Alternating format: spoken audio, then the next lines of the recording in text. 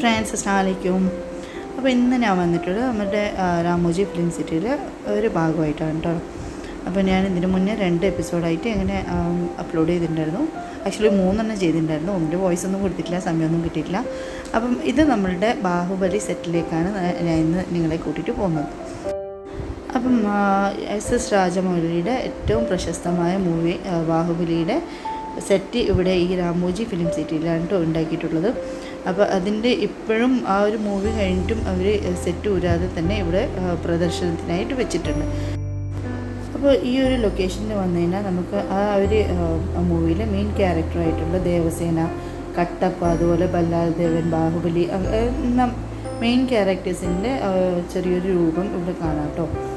Plaster of പാരീസിൽ തീർത്തിട്ടുള്ള, അതുപോലെ ആ ഒരു മൂവിയിൽ കാണിച്ചിട്ടുള്ള ഓരോ എന്താ പറയേണ്ട ഓരോ സീൻ അത് നമുക്ക് അതുപോലെ തന്നെ അവരെ ആക്കി വെച്ചിട്ട് ഒക്കെ കാണാം നമുക്ക്. അപ്പം ഇവിടെ ഇപ്പോൾ ഈ ഒരു പച്ച സാരി ഉടുത്തിട്ട് നിൽക്കുന്നത് നമ്മുടെ ആ ഒരു മൂവിയിലെ ദേവസേനയാണ് കേട്ടോ.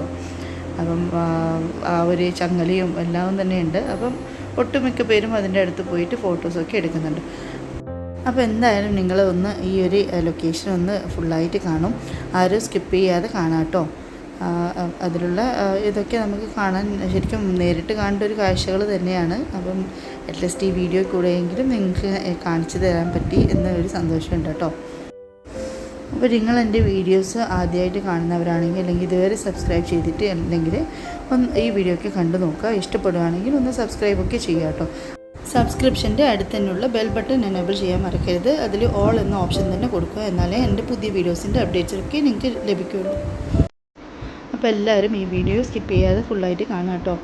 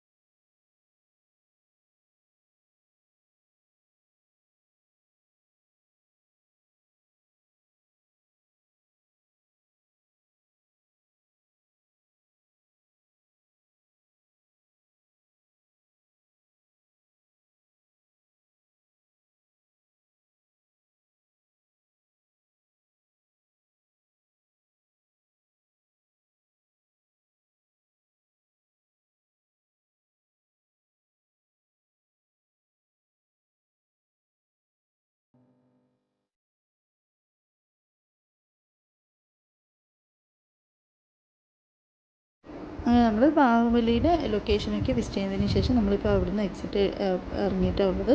അപ്പോൾ അവിടെ അടുത്തായിട്ട് ഇതുപോലെ നല്ല ഒരു വാൾ ഹാങ്ങിങ്സ് ഒക്കെ വെച്ചിട്ടുണ്ടായിരുന്നു. അതുപോലെ ചെറിയ ചെറിയ ഷോ പീസസും മറ്റും ഉണ്ടായിരുന്നു കേട്ടോ.